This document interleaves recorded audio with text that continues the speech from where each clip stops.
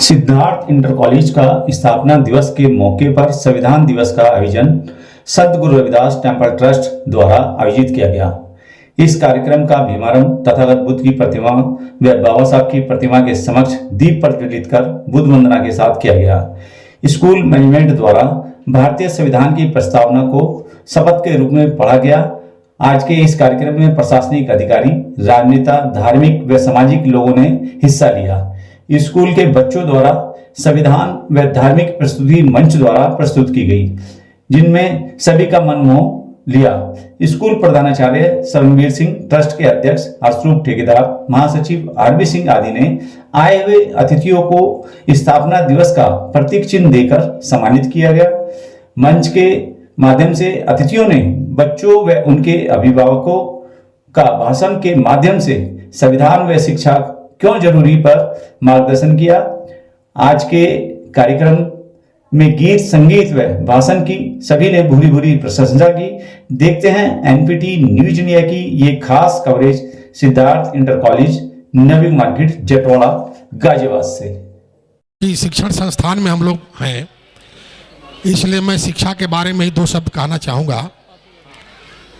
भगवान बुद्ध ने कहा था, हालांकि पाली भाषा में उन्होंने कहा था, मैं इसका हिंदी रूपांतर बता रहा हूँ। भगवान बुद्ध ने कहा था कि उठो, जागो, आलस्य छोड़ो, अध्ययन करो, ज्ञान प्राप्त करो और ज्ञान प्राप्त करके शक्ति प्राप्त करो। और जब शक्ति प्राप्त कर लोगे तो दुनिया का कोई भी ऐसा काम नहीं जिसको तुम कर नहीं पाओगे। और इसी बात को भगवान बुद्ध, डॉक्टर भीमराव अम्बेडकर जी ने भी कही थी।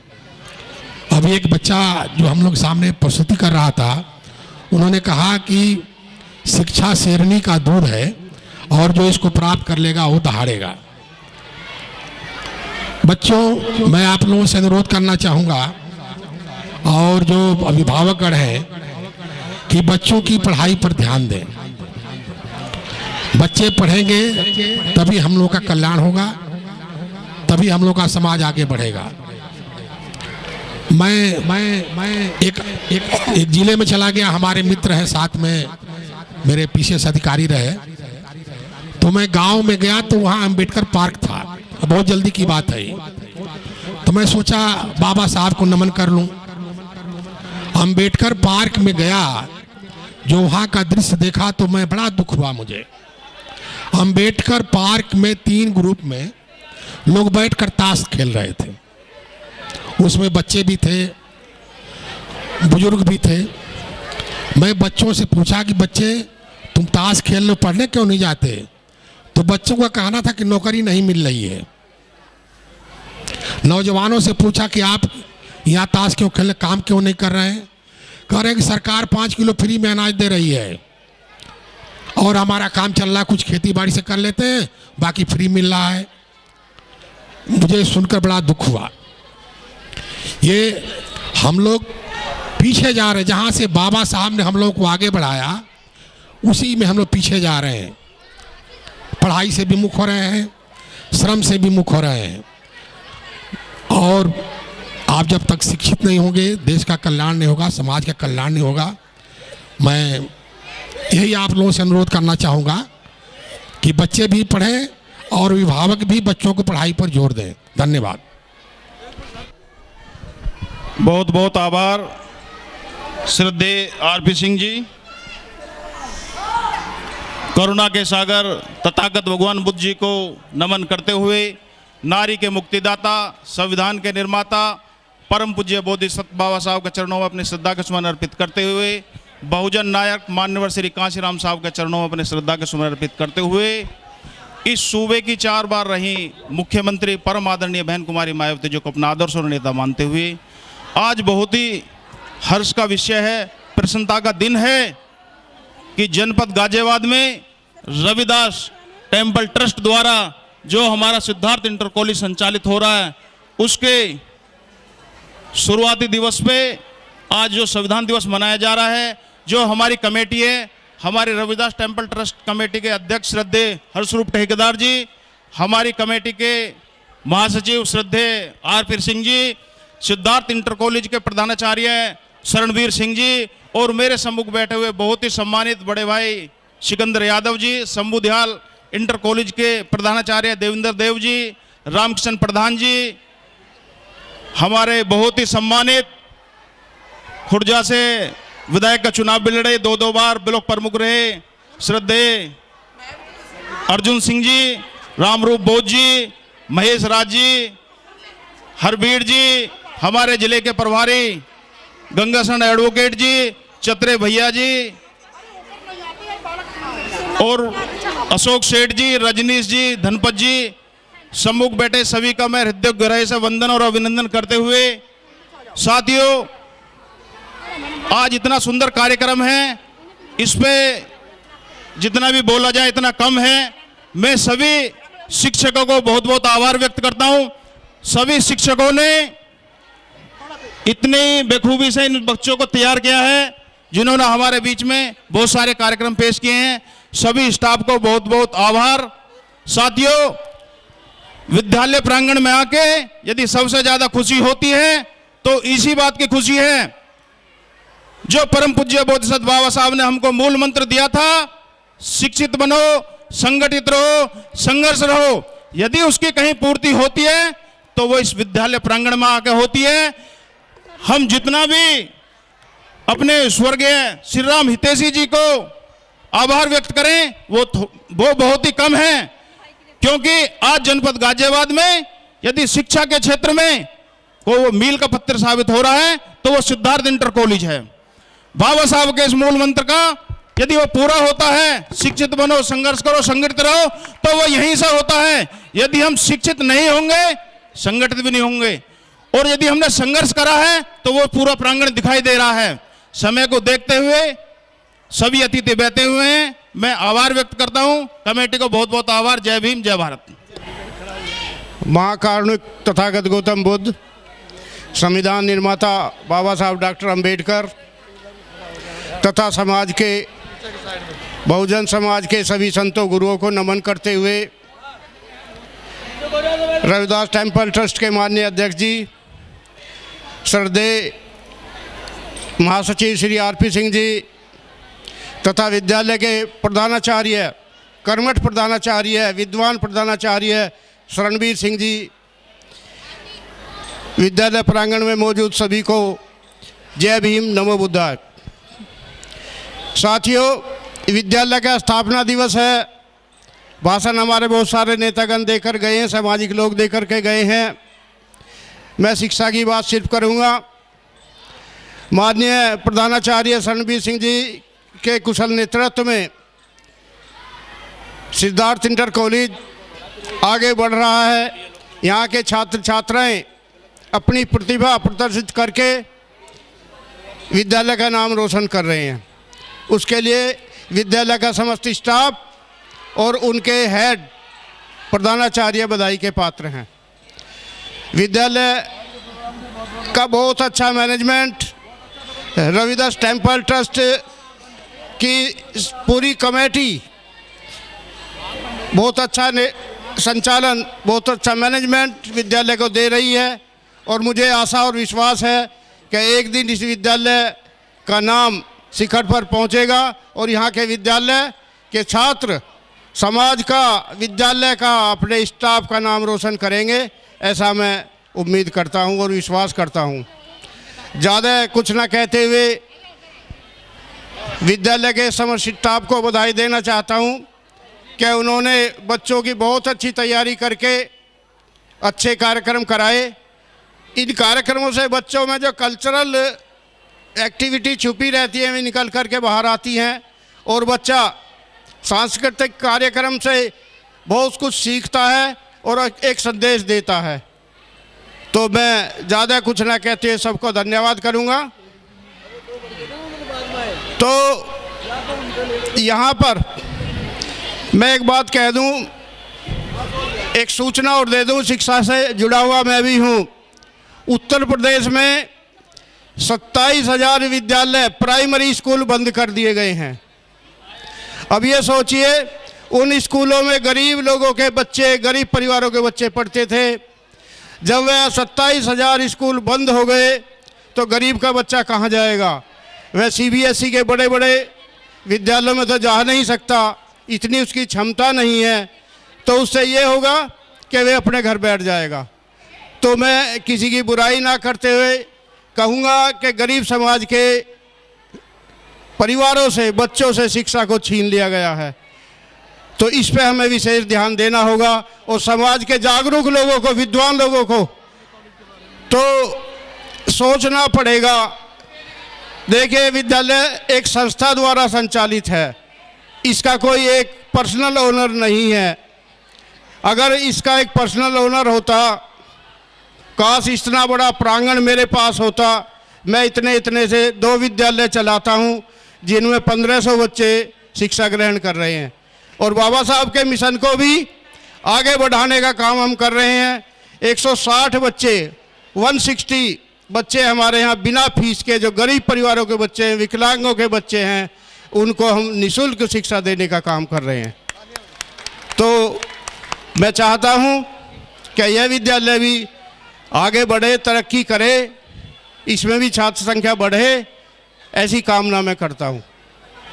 एक बार पुनः प्रधानाचार्य जी को बधाई देता हूँ। उनसे एक आग्रह अवश्य करता हूँ कि एक दिन अपने स्टाफ के साथ हमारा एक थोड़ा सा वार्तालाप कराएं तो थोड़ा अच्छा लगेगा। हम देवेंद्र जी को, प्रधानाचार्य जी को बुलाएंगे, और हम और आप रणवीर सिंह तीनों बैठ करके स्टाफ के बीच में मंत्रणा करेंगे, उन्हें कुछ टिप्स देने का काम करेंगे, जिससे विद्यालय आगे बढ़ेगा। धन्यवाद। जय भीम, जय भारत। बहुत नमन करते हुए और विश्व रत्न बाबा साहब भीमराव अंबेडकर के विचारों को हृदयंगम करते हुए बच्चों की आवाज़ जिनके लिए आज का दिन विशेष तौर पर रखा गया है, उधर से ज़्यादा आ रही है।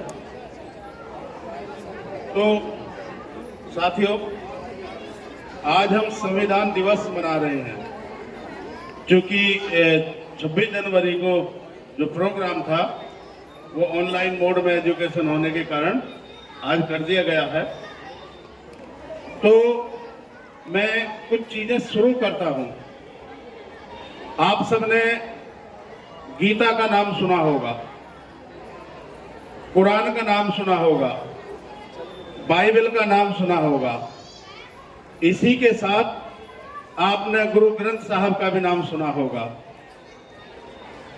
जैंड अवेस्टा एक और बुक है, उसका नाम भी सुना होगा। और जो बौद्ध धर्म से संबंधित जो सबसे सम्मानित पुस्तक है त्रिपिटक, वो भी आप सबने सुना होगा। मुख्य रूप से 8 धर्म की पुस्तकों का मैंने नाम लिया। भारत की भूमि में 7 धर्म के मानने वाले लोग रहते हैं।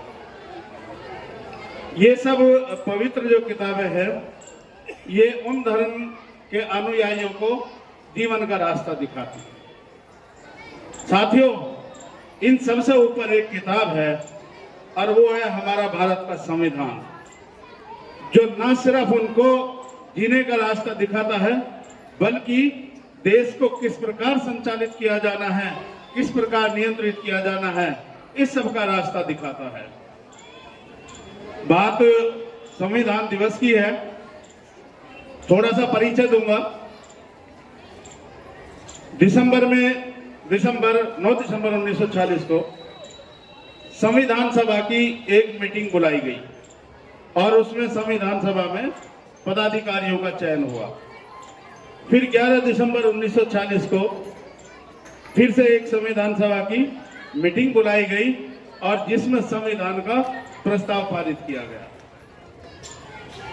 जो हम संविधान जिस रूप में देखते हैं, एक कॉमन सी बात लेके कि 2 वर्ष संविधान को पूरा होने में 2 वर्ष 11 महीना 18 दिन लगे।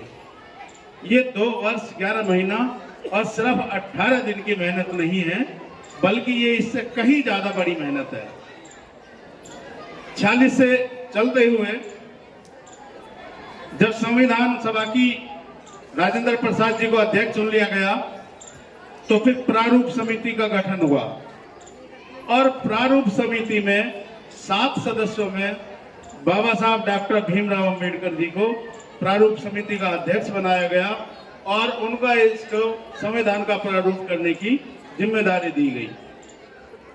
मैं सिर्फ इतना कहना चाहता हूं और सिर्फ सोचने की बात है, आज जो संविधान हमारे सामने है, जिस रूप में है, यदि मैं नाम नहीं लेता किसी का भी, किसी और को जिम्मेदारी दी गई होती संविधान बनाने की, तो क्या वास्तव में इस रूप में हमारे सामने होता? ये इतना बड़ा चैलेंज था कि अभी मैंने शुरुआत में जब शुरू की थी तो मैंने 7-8 किताबों का नाम लिया था। इन धर्मों के लोग सब अपना अपना हित चाहते थे। उसके अलावा एक और सच्चाई है कि भारत जातियों का देश है, धर्म से भी बढ़ के जातियों का देश है और हर जाति का अपना अपना पक्ष है।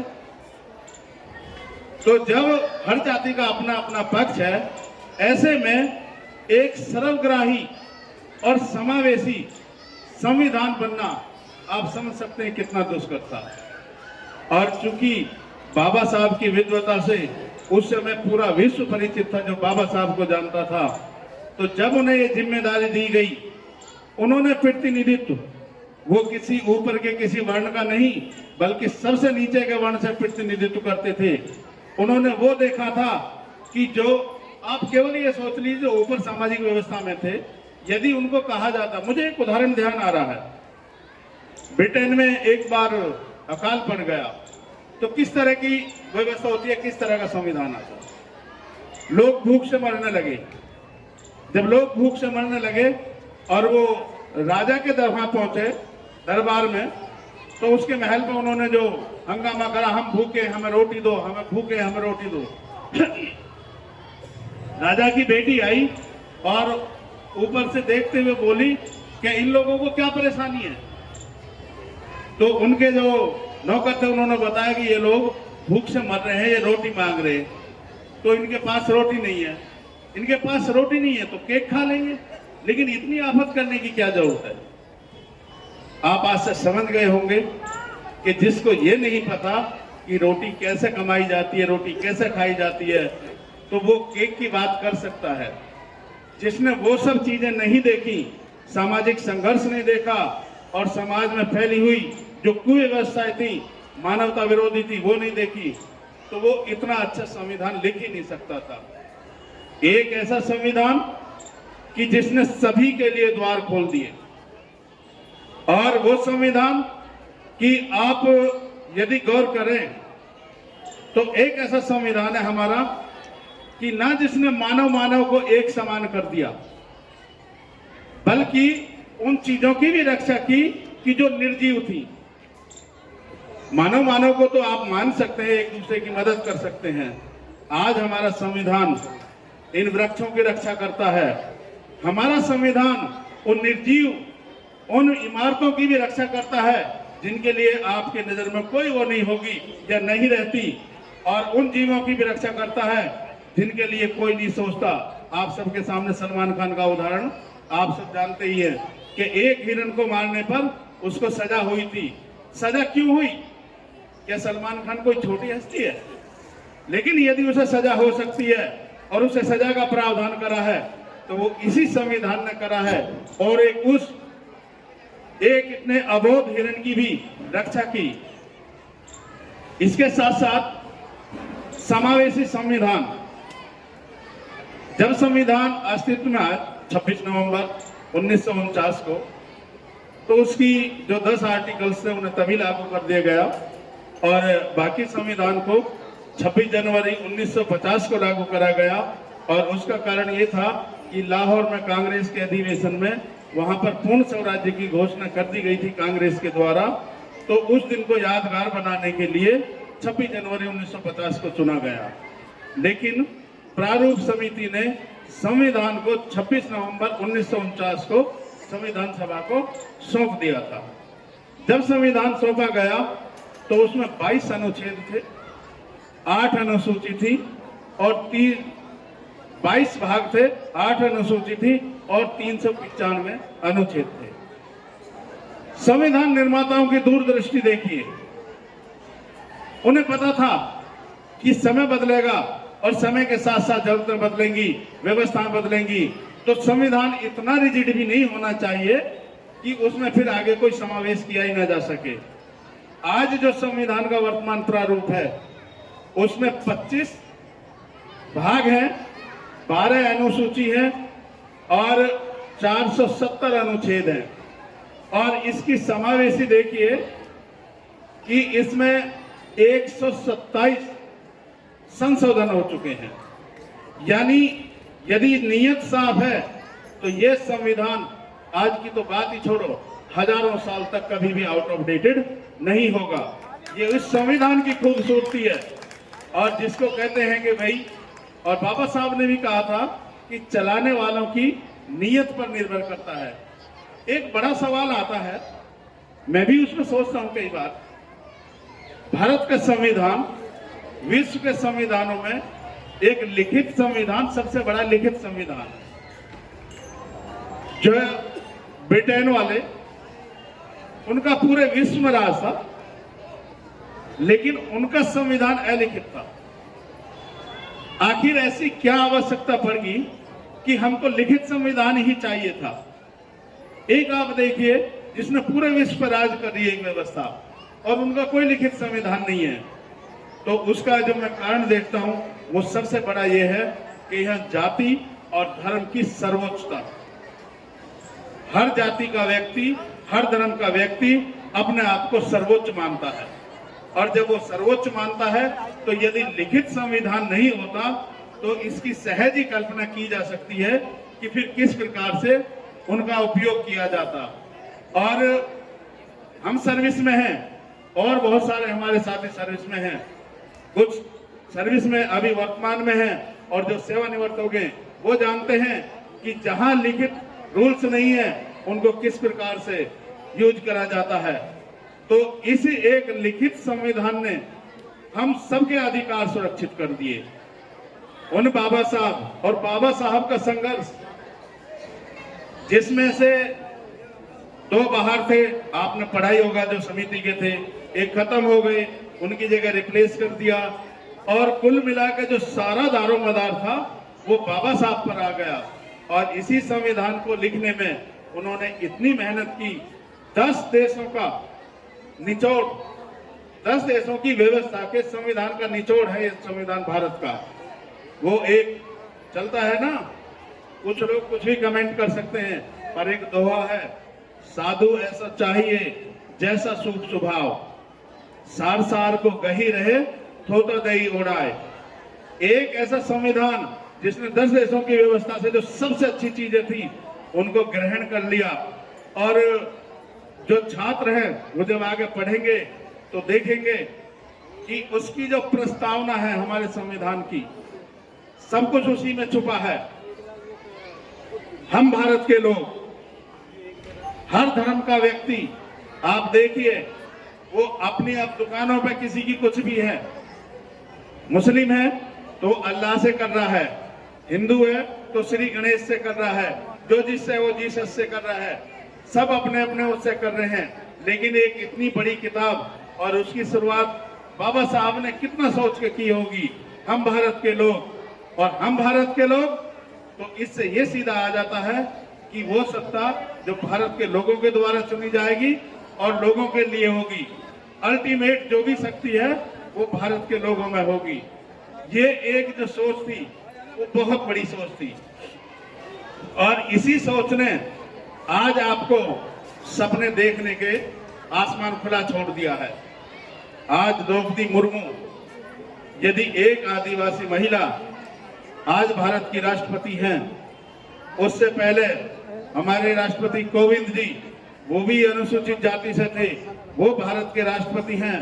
और उसके अलावा देखिए कि जो चाय बेचने वाले एक ऐसे व्यक्ति कि जो तीसरी बार भारत के प्रधानमंत्री हैं, ये सब संभव हो पाया है तो सिर्फ इसी संविधान की वजह से हो पाया है, क्योंकि संविधान ने आपको वो सब अधिकार दे दिए कि जिससे आप जितना ऊंचा चाहें उतना ऊंचा सोच सकते हैं और आप अपनी उस उपलब्धि को प्राप्त कर सकते हैं। आज आपके बीच कोई रुकावट नहीं है। हाँ, इतना जरूर है, आपको अपने हिस्से की मेहनत करनी पड़ेगी, और जो मेहनत करेगा वो निश्चित तौर पे, अभी यहाँ बेटियां थी, कल्पना चावला भारत की ही बेटी थी, कल्पना चावला वो आसमान में अंतरिक्ष में उड़ती हैं, तो कोई नहीं रोक सकता। टीना डाबी एक उदाहरण हो सकते हैं, लेकिन कितनी टीना डाबी और उससे आगे हमारे ही बच्चों में छुपे हुए हैं। तो इस सब को निखारने के लिए और जो सबसे अच्छी व्यवस्था है वो यही है कि जो आज हम ये कार्यक्रम कर रहे हैं सिद्धार्थ इंटर कॉलेज में, कि स्कूल्स आगे आएंगे, वो स्कूल्स एक इस प्रकार का माहौल निर्माण करेंगे कि जिससे बच्चों को पूरी तरह से फलने फूलने का मौका मिलेगा। एक ऐसे मोटिवेशनल गाइडेंस पैदा करेंगे, मार्गदर्शन पैदा करेंगे जिससे बच्चे आगे बढ़ें। और जितने भी मेरे साथी माताएं बहनें बैठी हैं, ये सिर्फ 100 बार कह लो, 200 बार कह लो, उससे ज्यादा एक बार की बात यह है कि लागू करने की, कि जो बच्चे हैं आप उन पर नजर रखिए, और नजर इसलिए रखिए कि आप अपने बच्चों को टोकते रहिए। मैं शिक्षा से जुड़ा हुआ हूं, मैं इसलिए कहता हूं कि आज यदि आप बच्चों को आदर्श स्थापित करेंगे, बच्चों के जो भी आदर्श हैं उनको आप उनके बेडरूम में रखिए। उसके साथ साथ बच्चों को मोटिवेट करते रहिए कि बेटा तुझे ये बनना है, बेटी तुझे ये बनना है। वो बने बाद की बात है, लेकिन एक साइकोलॉजिकल रूप से आप एक विचार, एक पद बच्चे के दिमाग में स्थापित कर दीजिए, और आप देखेंगे इसके बड़े पॉजिटिव परिणाम आएंगे। और जो सकारात्मक परिणाम आएंगे, न ही सिर्फ बच्चे की जिंदगी को बदलेंगे, बल्कि उसके साथ साथ समाज की और घर की सबकी स्थिति को परिवर्तित कर देंगे। जरूरी यही है, आज कहीं कुछ भी हो रहा हो, आपको पूरी तरह से अपने बच्चों को सकारात्मक सहयोग प्रदान करना है, मोटिवेशन देना है, और उसके साथ साथ आप अपने घर में ऐसे महापुरुषों की जरूर बात करिए कि जिन्होंने देश को दिशा और दशा दिखाई है, जिन्होंने दशा बदली है और देश को दिशा दी है। और ऐसे महापुरुषों में मेरी नजर में बाबा साहब से बढ़ के कोई नहीं है। तो ऐसी शख्सियत को मैं बार बार नमन करता हूं, और हम एहसानमंद हैं बाबा साहब के कि जिन्होंने इतना सुंदर संविधान लिखा। तो साथियों, इन्हीं शब्दों के साथ जय भीम, जय भारत। आज संविधान दिवस की पूर्व संध्या हमारी 25 नवंबर को होनी थी, जो पॉल्यूशन की वजह से हमें थोड़ा इसको एक हफ्ते हमें आगे बढ़ाना पड़ा। इस प्रोग्राम में सबसे पहले मैं अपने महापुरुषों को नमन करते हुए और इस संस्था के नींव को रखने वाले हमारे बाबा श्री राम हितैषी जी, उनको नमन करता हूँ, श्रद्धा सुमन अर्पित करता हूँ। तो जो इन्होंने इस नींव को यहाँ रखा और सबने उनका साथ देकर के बिल्डिंग वगैरह को यहाँ तक उसको खड़ा किया। आज हमारे स्कूल का स्थापना दिवस और पूर्व संध्या पर संविधान दिवस मनाया जा रहा है। यहाँ पर हमारे मुख्य अतिथि, उन्होंने भी हमें पूरा सहयोग किया था, जिसमें हमारे सरजीत राम जी, सिकंदर यादव जी और देवेंद्र देव जी, ब्रह्मदेव जी, अर्जुन सिंह जी, डॉक्टर चरण सिंह जी, रामकृष्ण प्रधान जी, हम उनके बहुत बहुत आभारी हैं कि जो उन्होंने अपना कीमती समय निकाल करके हमारे प्रोग्राम की शोभा बढ़ाई। और इस प्रोग्राम में हमारे प्रिंसिपल साहब रणवीर जी और उनकी टीम ने इतना बढ़िया प्रोग्राम तैयार किया है। आपके सभी ने सराहना करी है, बच्चों ने अपने मन से बड़े एक्शन के साथ यहाँ प्रपोज किया है। और मंच का संचालन हमारे बीच बीच में हमारे स्कूल के ट्रस्ट के महामंत्री श्री आरपी सिंह जी, ये भी अपने सहयोग करते रहे हैं इनके साथ साथ में। और हमारे साथ में हमारे ट्रस्ट के उपाध्यक्ष हरीश हितैषी जी, ये भी अपने व्यवस्था को देख रेख कर रहे हैं। और भोजन की व्यवस्था ठीक ठाक चलती रही है। और इसमें हमारे टीम के लोगों ने कृपाल सिंह हैं और नरेंद्र हैं, इन्होंने हलवाई वगैरह के सामान मंगा करके अपने, और जो टेंट की व्यवस्था हमारे सुबह टेंट वालों ने, उन्होंने भी अच्छे अपना इंतजाम ठीक ठाक किया है, हम उनके भी आभारी हैं। और हमारे ट्रस्ट के कैशियर श्री सरदे के सिंह जी, उनका भी बहुत योगदान रहा शुरू से। और हम स्कूल की तरक्की के लिए प्रयासरत हैं। अभी हमारे 2 कमरों का निर्माण चल रहा है, गेट का निर्माण चल रहा है। पीछे हमने लाइब्रेरी, टीन शेड बनवाई थी और पार्क का निर्माण करा, स्टेज का निर्माण करा। हम अपनी टीम से, अपने प्रिंसिपल साहब के, स्टाफ के सहयोग से निरंतर आगे हमारा स्कूल बढ़ता रहे। मैं इन शुभकामनाओं के साथ सभी का धन्यवाद करता हूँ। सबने पूरा सहयोग दिया है और बहुत बढ़िया प्रोग्राम इस बार हुआ है। सभी इसके धन्यवाद के पात्र हैं। सभी को जय भीम, नमो बुद्धाय।